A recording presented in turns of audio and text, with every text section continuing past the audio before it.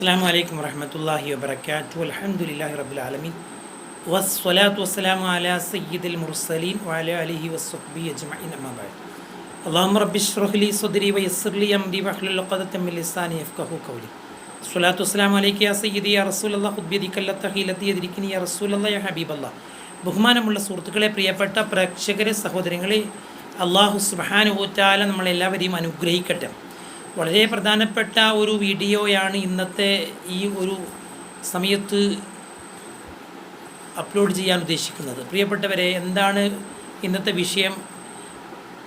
വളരെ നമ്മുടെ ജീവിതത്തിൽ ഒക്കെ സംഭവിക്കാറുള്ള ഒരു വിഷയത്തെക്കുറിച്ചാണ് ഇന്നത്തെ വീഡിയോ. പല ആളുകളും ഇത് ശ്രദ്ധിക്കുന്നവരായിരിക്കും, എന്നാൽ ആർക്കെങ്കിലുമൊക്കെ ഇത് ഉപകാരപ്പെടട്ടെ എന്ന് വിചാരിച്ചുകൊണ്ട് അപ്ലോഡ് ചെയ്യുന്നതാണ്. നമ്മളൊക്കെ അറിവുകൾ വർദ്ധിപ്പിക്കാനും ഉപകരിക്കട്ടെ എന്ന് ആഗ്രഹിക്കുന്നു. നിങ്ങളൊക്കെ ദുആയിൽ ഉണ്ടാവണം. നിങ്ങളിത് ഷെയർ ചെയ്യുകയും ചെയ്യണമെന്നറിയിക്കുന്നു. അഥവാ ജനാബത്തുണ്ടായാൽ എങ്ങനെയാണ് ഇസ്ലാം അതിനെക്കുറിച്ച് എന്തെല്ലാമാണ് പറയുന്നത്, ഖുർആനും ഹദീസും എന്തൊക്കെയാണ് അതിനെക്കുറിച്ച് നമ്മൾ ഉണർത്തുന്നത് എന്നുള്ള കാര്യം നമ്മളാണ് ചെറിയ ഒരു സമയം കൊണ്ട് വിശദീകരിക്കുന്നത്. വല്ല സംശയങ്ങളുണ്ടെങ്കിൽ ചോദിക്കാവുന്നതാണ്. ഇൻഷാ അല്ലാഹ് അതിന് നമുക്ക് മറുപടി പറയാൻ സാധിക്കും ഇൻഷാ അല്ലാഹ്. അല്ലാഹു തആല ഖുർആനിലൂടെ പറഞ്ഞു, വൈൻ കുന്തും ജുനുബൻ ഫതഹു. ജനാബത്തുകാരായാൽ നിങ്ങൾ ശുദ്ധീകരിക്കണം എന്ന് പറഞ്ഞതുകൊണ്ട് ഉദ്ദേശിക്കുന്നത് കുളിയാണ്. കുളി എന്നുള്ളത് മഹാനായ ഇമാം നബവി റഹ്മത്തുള്ളാഹി അലൈഹി പറഞ്ഞ അൽ ഗുസ്ലുൽ മശ്റൂഹു വ തഅമീമുൽ ബദനി ബിൽ മാഇ മഅ നിയ്യത്തി. നീയത്തോടുകൂടെ വെള്ളം കൊണ്ട് ശരീരമാസകരം വെള്ളത്തെ എത്തിക്കുന്നതിനാണ്, മുഴുവനും വെള്ളം എത്തിക്കുന്നതിനാണ് ഇവിടെ കുളി എന്നതുകൊണ്ട് ഉദ്ദേശിക്കുന്നത്. നീയത്ത് പ്രധാനമാണ്.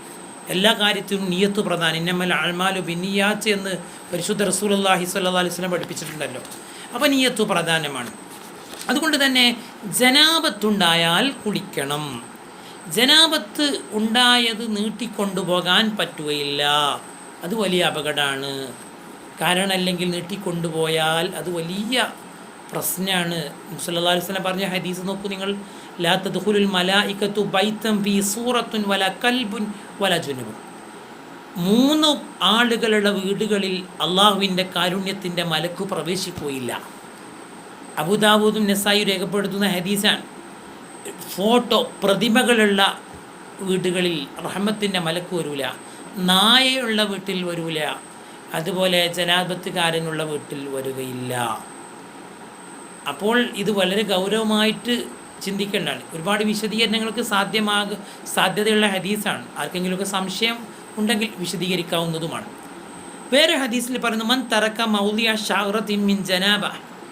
ജനാബത്തിനാൽ ഒരു രോമത്തിൻ്റെ സ്ഥലം ഒരാൾ ഒഴിവാക്കിയാൽ, അത് കഴുകാതെ കുളിക്കുമ്പോൾ ശ്രദ്ധിക്കാതെ ഒഴിവാക്കിയാൽ, അള്ളാഹുവിൻ്റെ റസൂല് പറയാണ്, നരകത്തിൽ ആ ഭാഗം അവനെ ശിക്ഷിക്കും എന്ന് റസൂലുള്ളാഹി സ്വല്ലല്ലാഹി അലൈഹി വസല്ലം പറയാം. വേറെ ഹദീസിൽ പറയുന്നത്, ഖാല സ്വല്ലല്ലാഹു അലൈഹി വസല്ലം, ഇന്ന തഅത കുല്ല ശഅറത്തിൻ ജനാബത്തുൻ ഫഗ്സിലു ശഅറ വ അൻകുൽ ബശറ. ഓരോ രോമത്തിൻ്റെ താഴെയും ജനാബത്തുണ്ട്. അതുകൊണ്ട് ആ രോമത്തെ നിങ്ങൾ കഴുകണം, നിങ്ങളുടെ തൊലിയെ നിങ്ങൾ ശുദ്ധീകരിക്കണം എന്ന് നബി സല്ലല്ലാഹു അലൈഹി വസല്ലം. അപ്പോൾ ജനാബത്തുണ്ടായ അപ്പോൾ തന്നെ കുളിക്കണമെന്നുണ്ടോ? അങ്ങനെ ഒന്നില്ല. നിസ്കാരം ഉണ്ടെങ്കിൽ കുളിക്കണം. നിസ്കാര സമയത്ത് വരികയാണെങ്കിൽ കുളിക്കണം.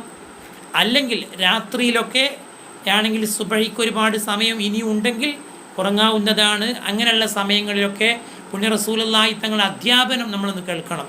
കാന റസൂലുള്ളാഹി സ്വല്ലല്ലാഹു അലൈഹി വസല്ലം ഇദാ കാന ജുനുബൻ വ അറാദ അൻ യകുല ഔ യനാം തവല്ലഅ വുളുഅഹു ലിസ്സലാ. റസൂലുള്ളാഹിക്ക് ജനാബത്തുണ്ടായാൽ റസൂലുള്ള അപ്പോൾ കുളിക്കുന്നില്ലെങ്കിൽ ഭക്ഷണം കഴിക്കാനോ ഉറങ്ങാനോ റസൂലുള്ള ഉദ്ദേശിക്കുകയാണെങ്കിൽ റസൂലുള്ള നിസ്കാരത്തിന് ഒളു ചെയ്യുന്നത് പോലെ ഒരു ഒളു ചെയ്യും. ഇത് സ്വഹീഹുൽ ബുഖാരിയും സ്വഹീഹ് മുസ്ലിമും രേഖപ്പെടുത്തുന്ന ഹദീസാണ്. അപ്പോൾ ഇങ്ങനെ നമുക്ക് ചെയ്യാവുന്നതാണ്. മാത്രമല്ല, ഭാര്യയുമായി ശാരീരികമായ ബന്ധത്തിൽ ഏർപ്പെട്ടു കഴിഞ്ഞാൽ വീണ്ടും അങ്ങനെ ഉദ്ദേശിക്കുന്നുവെങ്കിൽ എന്ത് ചെയ്താൽ മതി? ആദ്യത്തെ ശാരീരികമായ ബന്ധം കഴിഞ്ഞിട്ട് ഒരു ഉളു ചെയ്തിട്ട് പിന്നെ രണ്ടാമത്തതിലേക്ക് പ്രവേശിച്ചാൽ മതി. ഹദീസുണ്ട്. ഖാല സല്ലല്ലാഹു അലൈഹി വസല്ലം ഇദാ അതാ അഹദുകും അഖ്ല സുമ്മ അറാദ അൻ യഊദ ഫല്യതവല്ല ബൈനഹുമാ. ഒരു ഉളു ചെയ്താൽ മതി. രണ്ട് ശാരീരികമായ ബന്ധങ്ങൾക്കിടയിൽ ഒരു ഉളു ഉണ്ടാവണം. അപ്പോൾ വളരെ ഗൗരവമായിട്ട് മനസ്സിലാക്കണം. അപ്പോൾ ഈ കാര്യങ്ങളൊക്കെ വളരെ നമ്മുടെ ജീവിതത്തിൽ നമുക്ക് വരാൻ സാധ്യതയുള്ള ഒരു കാര്യമാണ്. മാത്രമല്ല, ജനാപത്തുണ്ടായിട്ട് കുളിച്ചിട്ടില്ലെങ്കിൽ ആ ജനാപത്ത് കുളിയെ നമ്മൾ നിസ്സാരവൽക്കരിച്ചാൽ അത് വലിയ പ്രശ്നമാണ്, അത് വലിയ കുറ്റമാണ്. മഹാനായ സൈനുദ്ദീൻ മഖ്ദൂം റഹ്മത്തുള്ളാഹി അലൈഹി രേഖപ്പെടുത്തുന്ന ഒരു സംഭവം പറയുന്നുണ്ട്. അദ്ദേഹത്തിൻ്റെ ഇർഷാദുൽ ഇബാദ് എന്ന് പറയുന്ന ഗ്രന്ഥത്തിൽ അദ്ദേഹം പറയുന്നു, ഒരു മഹാനായ പണ്ഡിതൻ, മഹാനായ അബാൻ ഇബ്നു അബ്ദുല്ലാഹിൽ ബജ്ലി എന്ന് പറയുന്ന മഹാൻ പറയുകയാണ്, ഞങ്ങൾ അടുത്തൊരു അയൽവാസി മരണപ്പെട്ടപ്പോൾ ഞങ്ങൾ അദ്ദേഹത്തിന് വേണ്ടി ഒരു കബറ് കുഴിച്ചപ്പോൾ കബറിൻ്റെ ഉള്ളിൽ അദ്ദേഹത്തെ മയ്യത്തടക്കാൻ നോക്കുമ്പോൾ കബറിൻ്റെ ഉള്ളിൽ പൂച്ചയുടെ രൂപത്തിലുള്ള ഒരു ജീവിയെ ഞങ്ങൾ കണ്ടു, ഒരു അത്ഭുത ജീവിയെ. ആ ജീവിയെ ഞങ്ങൾ എന്ത് ചെയ്തിട്ടും ജീവി ആ കബറിന്ന് പോകുന്നില്ല. അങ്ങനെ ഞങ്ങൾ രണ്ടാമത്തെ ഒരു കബർ കുഴിച്ചു. അവിടെയുണ്ട് അങ്ങനത്തെ ഒരു ജീവി, അതുപോലത്തെ ആ ജീവി തന്നെ അവിടെയും വന്നു. അങ്ങനെ ഞങ്ങൾ വല്ലാതെ പ്രയാസപ്പെട്ടപ്പോൾ ഞങ്ങളെ കൂട്ടത്തിൽ ഒരാൾ പറഞ്ഞു, ഒരു കാരണവർ പറഞ്ഞു, നിങ്ങൾ ഫദ്ഫനു സാഹിബക്കും, അങ്ങനെ നമ്മൾ ഈ കൂട്ടുകാരൻ നിങ്ങൾ കബറടക്കിക്കോടി. അങ്ങനെ ഞങ്ങൾ കബറടക്കി. അങ്ങനെ കബറടക്കിയപ്പോൾ പ്രിയപ്പെട്ടവരെ, അദ്ദേഹത്തിൻ്റെ മേൽ മൂടുകല്ല് വെച്ച് ഞങ്ങൾ തിരിച്ചു പോന്നപ്പോൾ എന്താ സംഭവിച്ചത്? കബറിൽ നിന്നൊരു ശബ്ദം ഇങ്ങനെ കേൾക്കുന്നുണ്ട്. അദ്ദേഹത്തിൻ്റെ എല്ലുകൾ ഇങ്ങനെ പൊടിയുന്ന ഒരു ശബ്ദം. അങ്ങനെ ഞങ്ങളിത് കേട്ടപ്പോൾ ഞങ്ങൾക്ക് വല്ലാതെ ദുഃഖമായി, പ്രയാസമായി. അദ്ദേഹത്തിൻ്റെ ഭാര്യയോട് ചെന്ന് ഞങ്ങൾ ചോദിച്ചു, പിന്നീട് ഒരിക്കൽ നിങ്ങളെ ഭർത്താവിന് എന്തെങ്കിലും തെറ്റുകൾ അദ്ദേഹം ചെയ്തിരുന്നു എന്ന് ചോദിച്ചപ്പോൾ ആ പെണ്ണ് പറയാണ്, ജനാബത്ത് കുളിക്കാത്ത മനുഷ്യനായിരുന്നു എന്ന് അദ്ദേഹത്തെക്കുറിച്ച് അദ്ദേഹത്തിൻ്റെ ഭാര്യ പറയുകയാണ്.